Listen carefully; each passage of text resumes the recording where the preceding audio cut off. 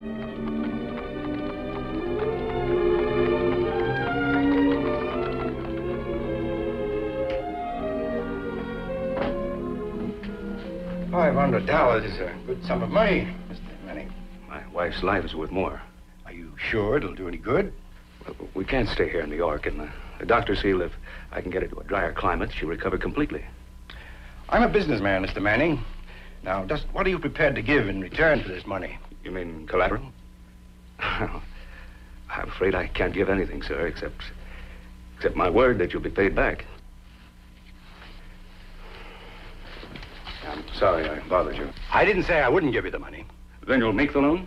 No, not as a loan. Look, I don't want charity. You'll get nothing from me.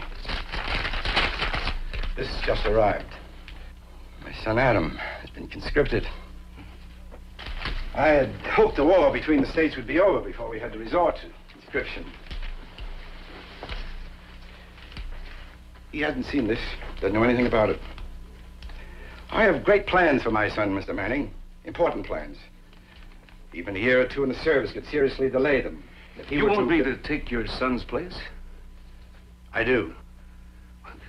But my wife, I've been exempted from service because of her illness.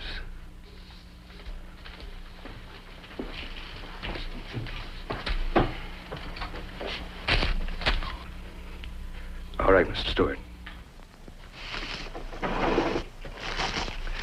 You will report in my son's place for induction at the Armory in 3 days. That should give you ample time to settle your affairs.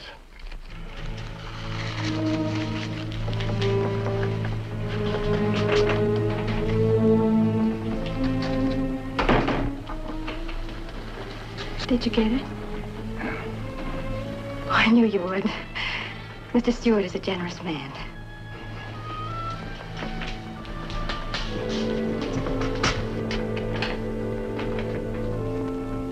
From out of the West, Dick Powell's Zane Grey Theater. Although every man in the West depended on the Army, it was 1862 before the soldier was given a decoration. That was about 100 years of fighting just for beans and saddle sores. On July 12th, Congress authorized this award. It was called the Congressional Medal and was the first decoration ever given to an American soldier. It was first given to 6 Ohio enlisted men, members of the Mitchell Raiders, for the daredevil feat of capturing a Confederate locomotive. One of the happy raiders wrote this cryptic note to his father. The train went toot, we started to shoot, we captured the loot, got a medal to boot.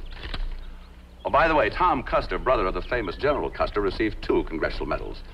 Of course, General Custer got an award, too. Unfortunately, it was pinned on him by Sitting Bull.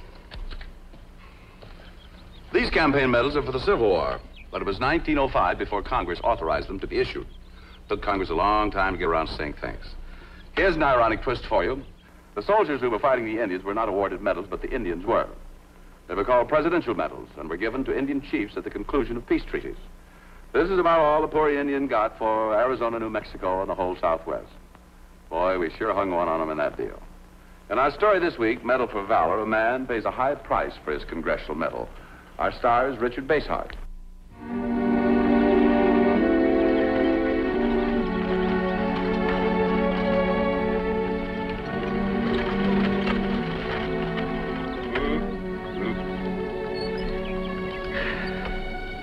Well, there we are, honey.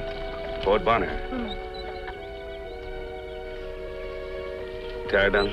A little. We've come so far. We had to start over again someplace. And the Stewarts are in Fort Bonner. Kathy, we've been over that time and again. Every Union veteran is entitled to a section of land. All you have to do is sign. Another man's name. Oh, I know how you feel, David. Kathy, try to understand. The land would be in Adam Stewart's name. That's the name the baby would have to carry if we go on living this lie. I'm not going to do it. Hit.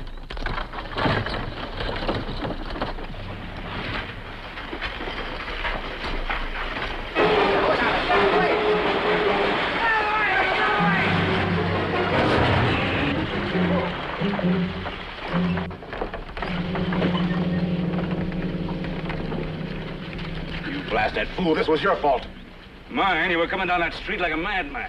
You don't know much about driving a wagon, Sergeant. What do you think, you own this town or something? You better go about your business, mister. You've caused enough trouble here. You don't give orders to nobody, Sergeant. Not anymore. If I wasn't in such a hurry, I'd prove it to you. You're welcome to try, friend. David, your arm. Hold it, Blake. I've told you about making trouble in this town. You're not hurt, and neither's your wagon. So get going. I'll remember you, sodbuster. Now, there's a real troublemaker. Good man to stay away from. Well, looks as though you got the worst of it. You won't get far with those broken spokes. If you have a spare wheel, I'll be very happy to give you a hand. I'm the sheriff of this county, Adam Stewart. I haven't got a spare. Oh.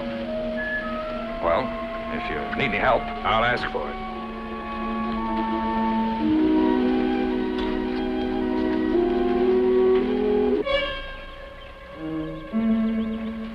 Sheriff Stewart. You been around here long? A couple of years. Pretty ambitious fellow. What about his father? Old Roof? He's doing fine. Runs a big building business. Sometimes figure he pretty much runs Adam, too.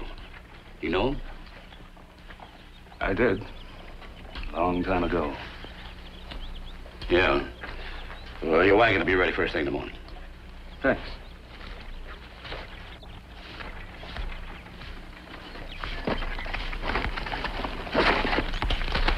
David. Please, Kathy. Look, we don't have to have the government land. I might find work for a few months yet before the baby comes. We could save and buy our own place. A whole section? You know, that's 640 acres. It'd take us the rest of our lives. I want what's rightfully mine, and I intend to get it. But you don't need a gun. A gun, and even one hand to use it with makes every man equal in these parts. Stop worrying, Kathy. Oh, I love you, David. And I want my baby to bear your name, but you've had trouble enough. Oh, I can take care of myself. Stewart will listen to reason. Now, we gotta find you a room, and then I'll go look for him.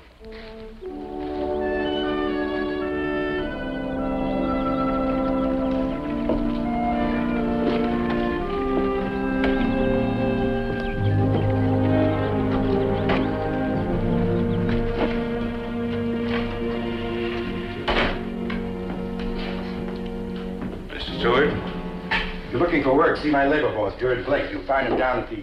You should know me, Mr. Stewart. Of course I do. Dave Manning. Well, come in, come in. Well, you seem to have come through it all right. Okay. Better than some.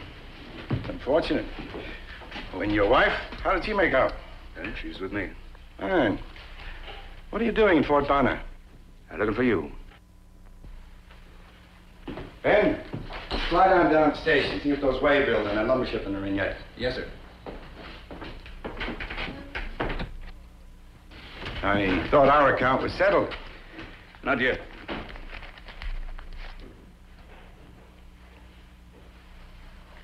Yeah, that'll get your son into Congress. They're electing war heroes these days. To Adam Stewart for outstanding heroism. It's got his name on it. I still don't know why you came here. The government's giving land to veterans. I can have a whole section just for the asking, but only as Adam Stewart. I don't want it that way. I want my own land and my own name. All I need from you is an affidavit that you hired me to serve your son. An affidavit? That's out of the question. I came 2,000 miles to get the truth on paper. Adam is sheriff here. He's running for Congress. So I've heard. Do you realize what an admission of hiring another man to serve in his place in the war will do to Adam's chances in the election? No. He's never known about this, and he won't find out now. I want that affidavit. I'm sorry. I can't give it to you. But I'm not going to leave town till I get it. I got all my service papers with me. I'll use them if I have to. You can't frighten me or force me. My son's whole future... My wife's going to have a baby. I don't want my child brought up with another man's name. I think you'd better leave. I'm not going till I get what I came for, no matter what. Get out. Out of this office. Out of this town. I'll give you until tomorrow.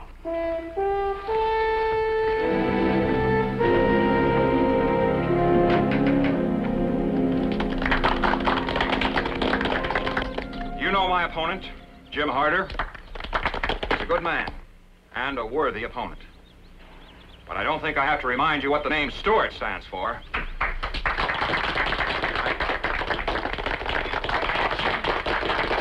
Thank you.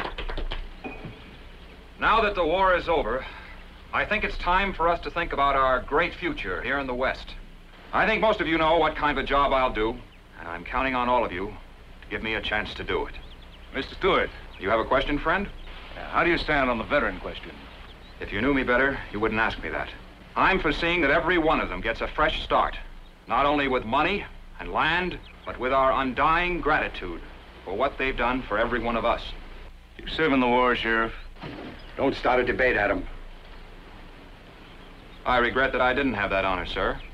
But I hope to make up a little for not having served by working that much harder for my community, my constituents, and my country when I'm elected to Congress. David, please, not here in front of all these people. I've said enough for now.